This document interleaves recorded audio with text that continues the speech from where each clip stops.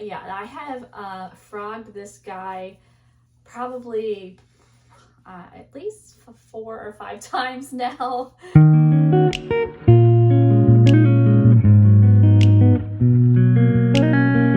Hi, it's Sonia here, The Pretty Stitch. Welcome to my channel. If this is your first time joining me, I'm so happy to have you here. So usually I post videos about knitting and crocheting. I have patterns, I have stitch tutorials, I sometimes do yarn hauls or destashing videos where I'm trying to use up my yarn. And today I'm doing what I like to call is a crochet chat, where I sit here in front of my door because it's the only spot I've got in this filming space. And I crochet and we just chat about some things. So excuse my appearance. I know I'm looking really special today with messy hair and sweatshirt. I've been really working on my yard. It's been neglected this summer and I thought, you know what, I really just need to tackle it. So each day I have been outside and digging in the dirt, just clearing out stuff.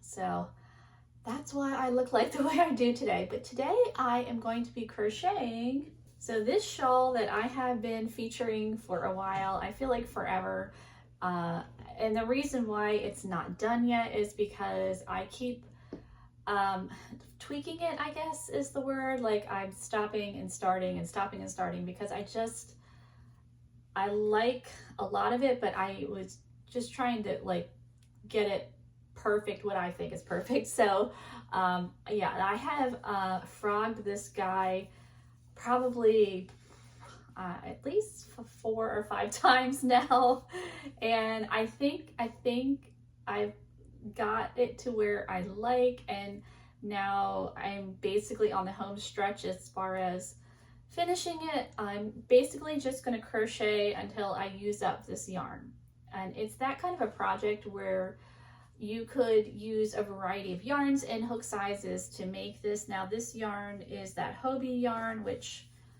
I would say is more like a fingering weight yarn. And I'm using a G hook or a 4.25 millimeter hook for this guy.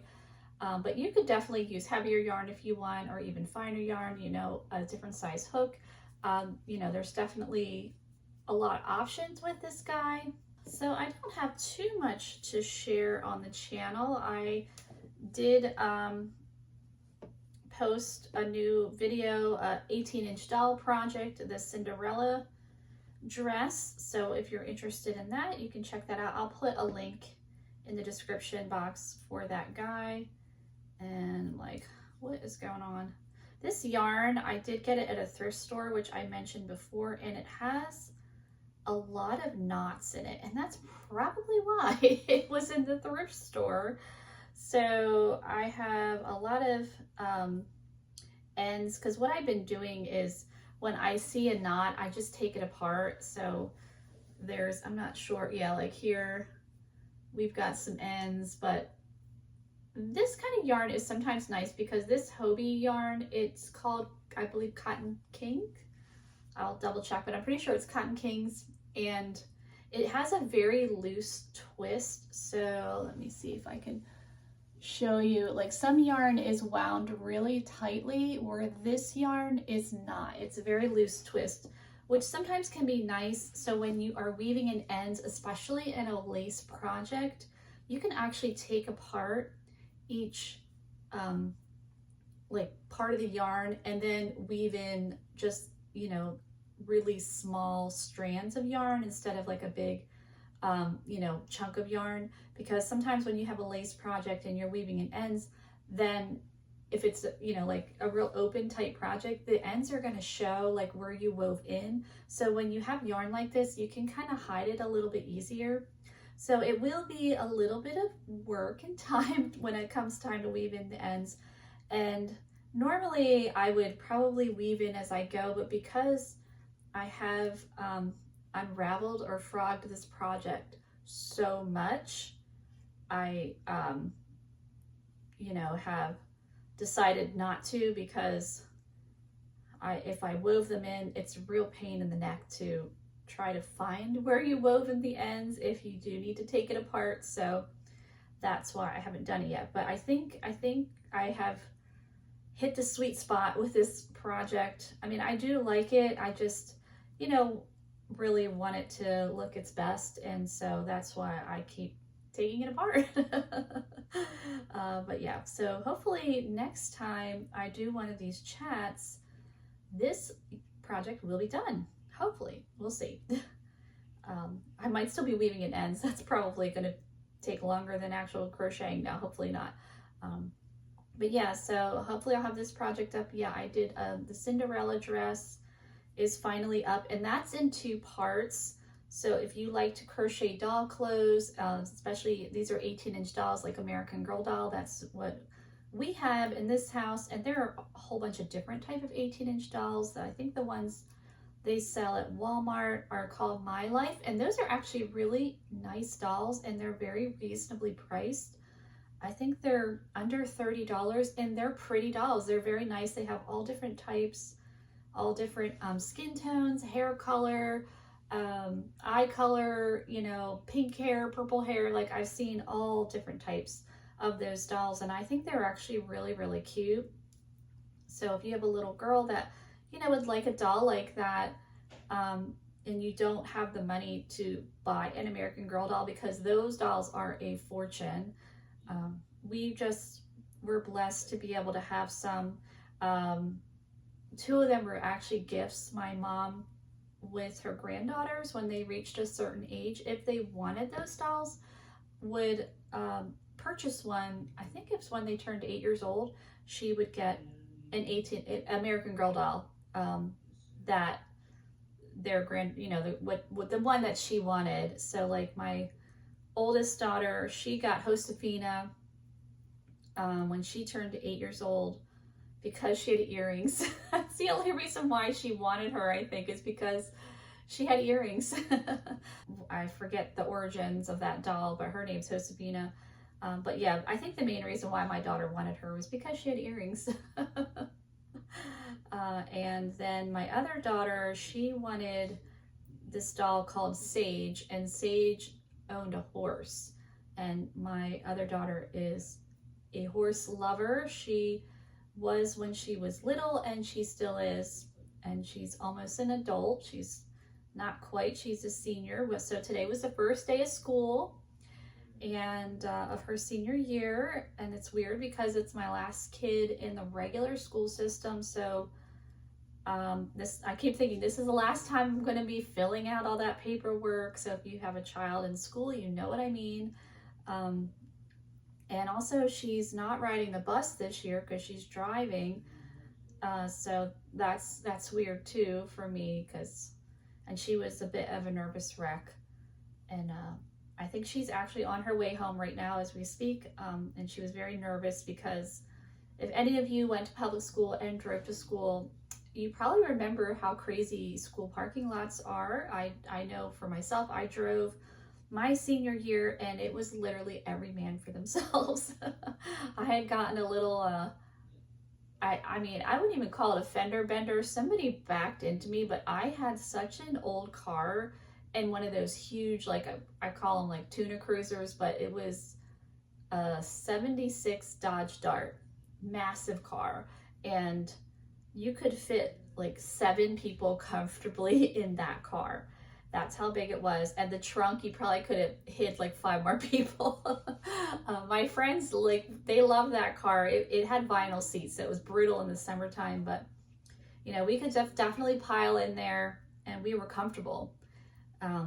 And so, yeah, somebody, you know, when school was out, you know, everybody just wanted to go home, and nobody's paying attention. Like, it was constant, like, you know, fender benders, dings, whatever. You know, that's why I never understood parents that when their kids turned 16 and they gave them a really nice car. And I'm just like, now I don't mean like, I think, you know, each child should have a safe car, not something that's going to break down all the time. But, you know, why, I didn't understand like the super cute little sports car or whatever, because school parking lots, you know, they're going to open the door, you know, it's going to get a ding in it. Like, it's just inevitable.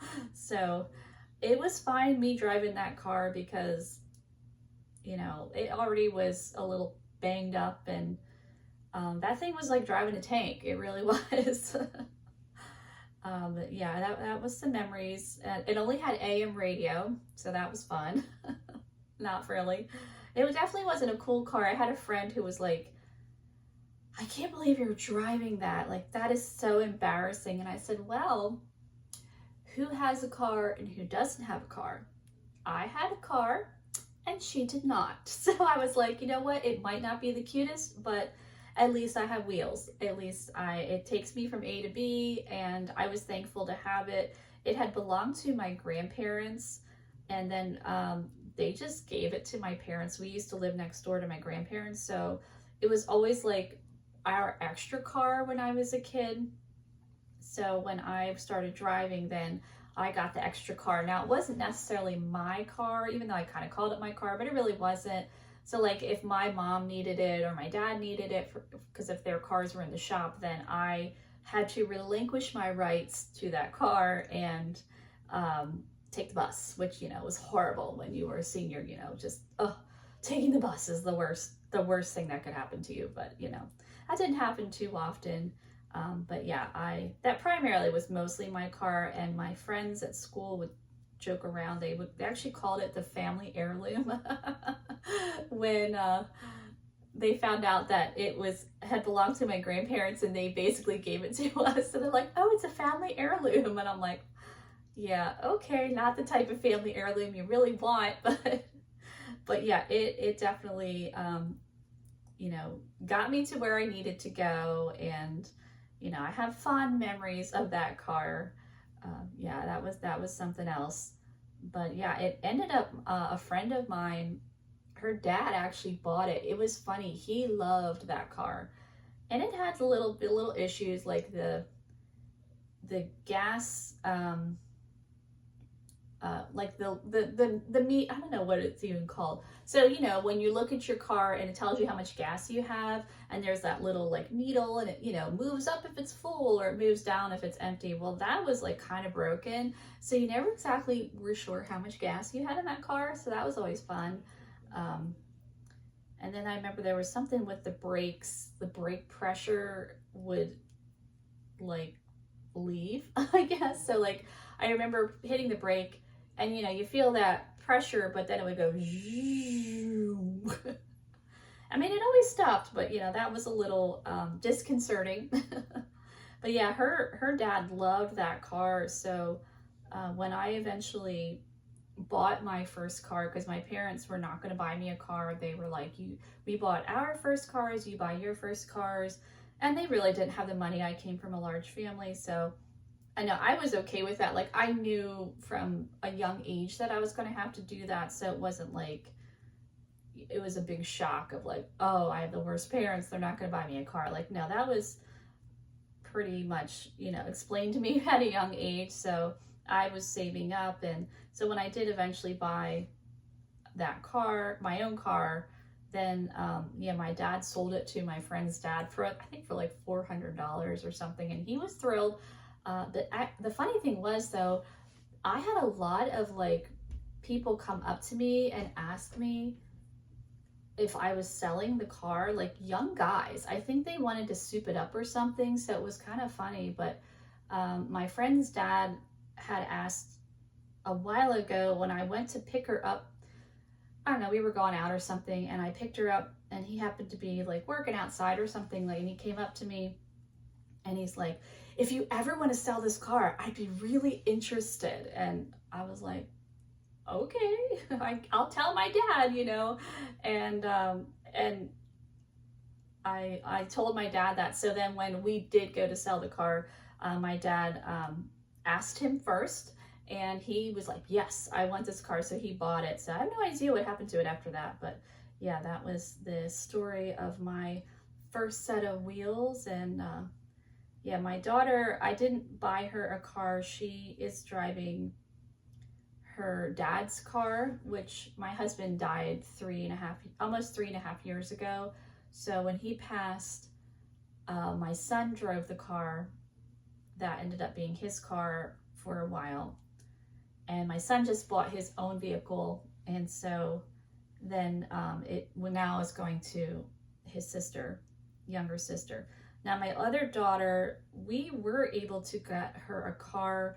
We had told our kids we would not buy them a vehicle, but she was doing, where we are living at the time, she was doing dual enrollment. So she was taking college courses at the same time, and she was going to have to drive to the college, or I was going to have to drive her. And that would have been a lot. Like, I was home at the time, but I would have been like constantly running her back and forth to the college and the high school. And because she didn't have friends that were taking dual enrollment, so she was kind of on her own with that.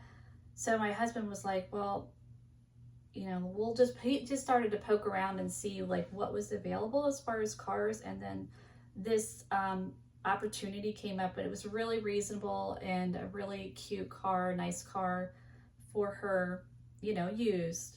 And it was a really great deal, and it just worked out that we were able to get her that, and she's still driving it to this day. It's a 2012, and you know, now we're in 2024, and she just got inspected, just needed little things. Like, it's still going strong.